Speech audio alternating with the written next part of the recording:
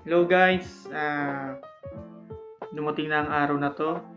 Ah, Makukuha na natin yung residence permit natin sa Finland. So pupuntahan natin dito sa embassy dito sa Finland embassy para makuha ng ID.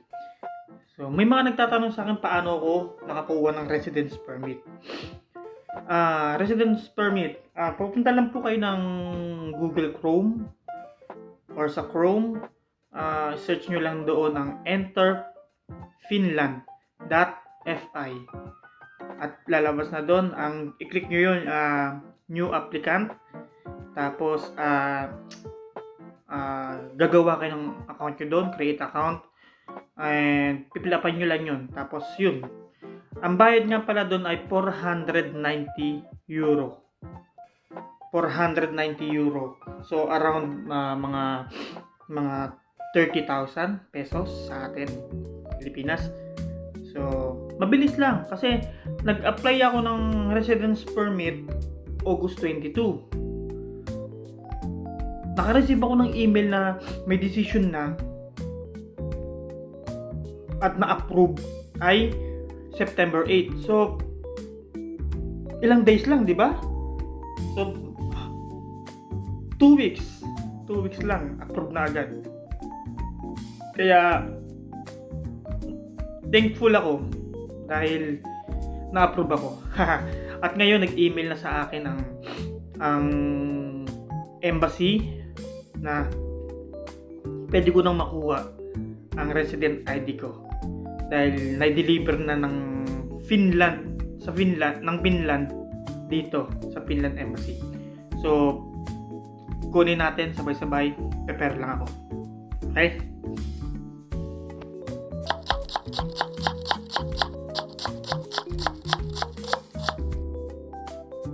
So ayan guys, sa makulimlim na umaga, time check 7:50 at makulimlim na umaga. So ngayon pupunta na tayo sa Finland embassy. Yan, kukunin na natin ang resident ID natin. At pagkatapos noon, titikit na lang tayo para makapunta din sa Finland. So, yun. Samahan nyo ako hanggang sa punta natin sa Finland. At ituturo ko sa inyo lahat kung ano-ano yung mga agency, legit na agency na pwede yung applyan.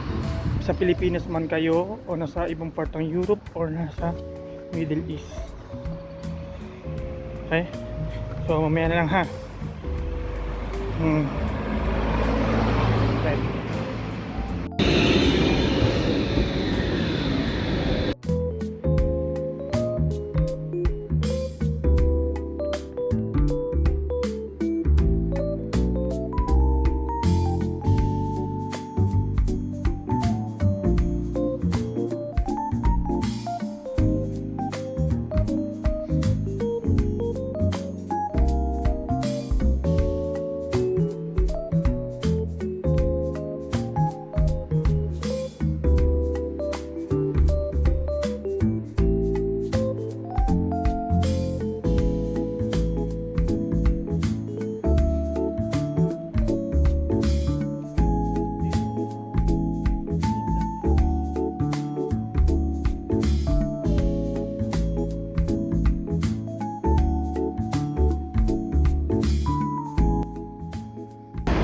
So ayun guys,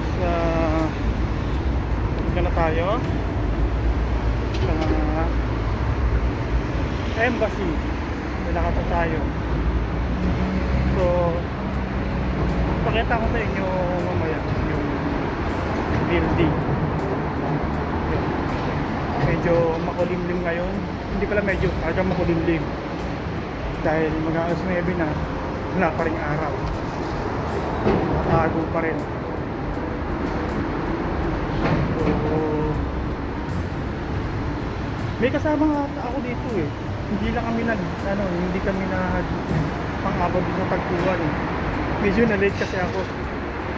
Pero sabi nila, lalakad na raw sila. Pero sa tingin ko baka mas nauna pa rin ako din sa location ng embassy.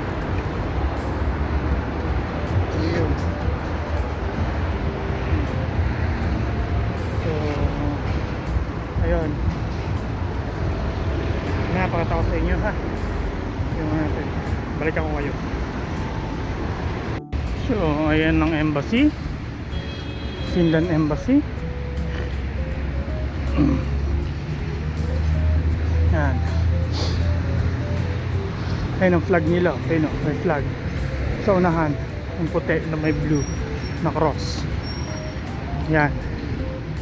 Tapos mayroong flag ng Ireland, ng European Union. Yan. Dito tayo ngayon. So, pasok tayo.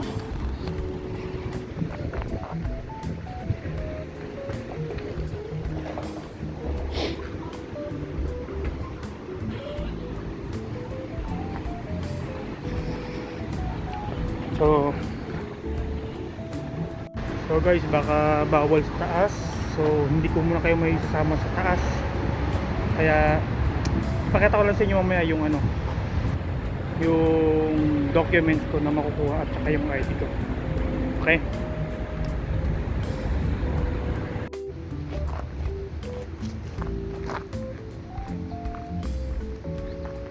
So guys, ayan, makuha na natin yung ID natin. So mamaya ipapakita ko sa inyo yung ID natin. So kailangan natin magpaalam dito sa bansa na to. Iyon.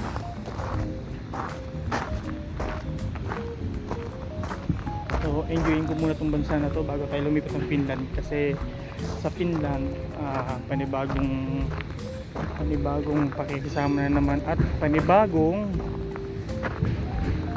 lamig. Kasi yung lamig dito umaabot lang ng negative 10, 11, 12. Pero dun sa Finland umaabot na negative 40. So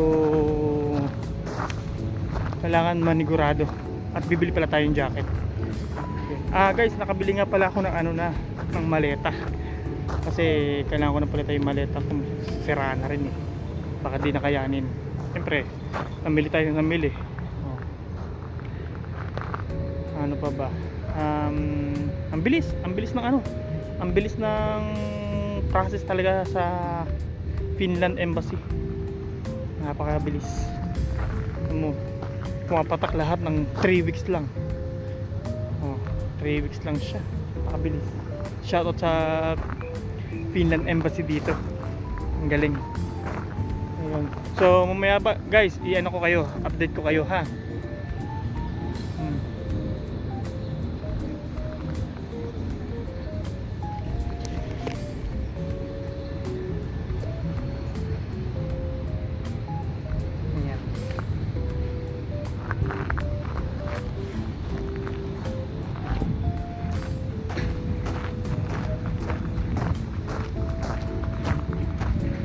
Mamaya gawin natin mamaya pala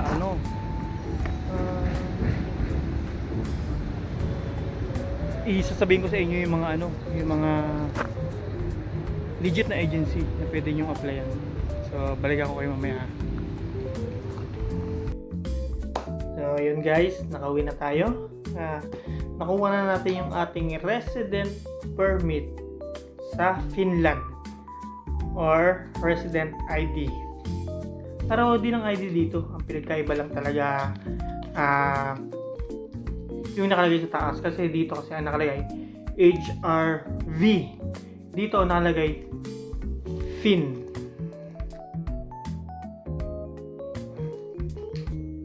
Fin. Yun.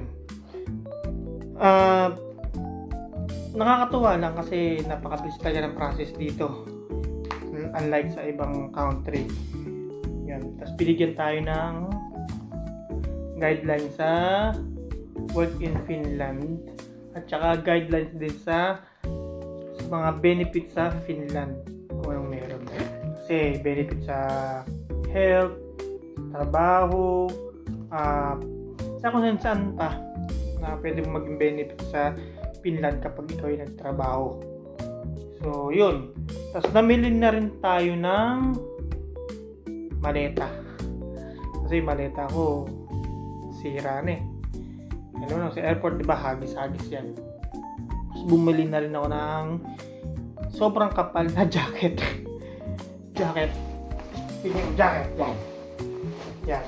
Andun pa yung isa pa, bumili ako. Siyempre, bilhin natin yung branded na. Zara. Kasi siyempre, bibili lang din naman tayo at pang-protector rin mo sa sarili. So, bakit mo patitipirin yung sarili mo, di ba? Mahirap na. Kaysa bumili ka ng mumurahin, tapos pagdating mo doon, hindi pala kaya ng jacket yung lamig doon. Di ba? Useless yung ano mo, jacket mo. Baliwala yung pera mo na ginastos. Tapos, bumili rin ng gloves. Sapatos, hindi pa. Kasi kailangan ko bumili ng sapatos. Hindi pwede yung sapatos doon na regular lang na rubber shoes na ginagamit natin. Kasi, pag inapak mo sa yellow yon, sa snow, at pag natunaw yung nagtubig yun sa sapatos mo, papasok sa loob yun. So, mararamdaman mo yung lamig. Yun. Kasi kahit naman dito eh. Ganun din.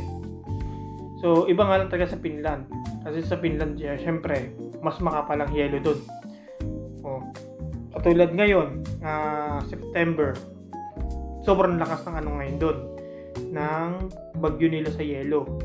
Tumaas na ng 23 centimeter yung taas ng yelo doon. Ganon. Tapos, yun nga, sa mga gustong mag-apply ng trabaho sa Finland, ang mga agency na sinasabi ko na pwede kong i-recommend sa inyo ay ang Barona Agency. Kasi yung Barona Agency, kilalang kilala na yan. Marami ng Pilipino na recruit dyan. Hindi ko lang alam kung pwede sila sa mag-hire na nasa Pilipinas. Pero kung ikaw ay nasa labas ng Pilipinas, pwede. Yun. Barona Agency. Yun. Ito yan, yan. Yan. Barona Agency. Pangalawa, yung EEZ Sonair Oy. So, ewan ko ano yun. Ngayon, para din yun sa mga nasa Pilipinas. Kasi, yung agency na yun na nakabase sa Finland, ang ka-tie up nila ay Staffbuilder. Opo, yun dyan po sa Pilipinas, sa Cubao. Yun po, ka-tie up po nila yun. Kaya kung mag-apply po kayo ng pa-Finland, ito po yun yan. Apply at staffbuilder.fi Finland. Yan. Ano pa ba? Yun, kailangan lang maging ready sa lahat ng bagay pagdating doon. Dahil unang-una, ibang-iba dito kasi yung lamig dito ay umaabot lang sa negative 10, 11, 12. Doon po ay umaabot ng negative 40. At doon po sa Finland ay pag winter ay 60 days halos walang araw.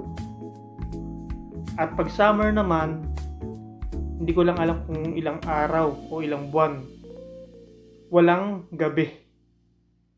Walang gabi, as in walang gabi. Sa winter naman, walang umaga, as in walang umaga.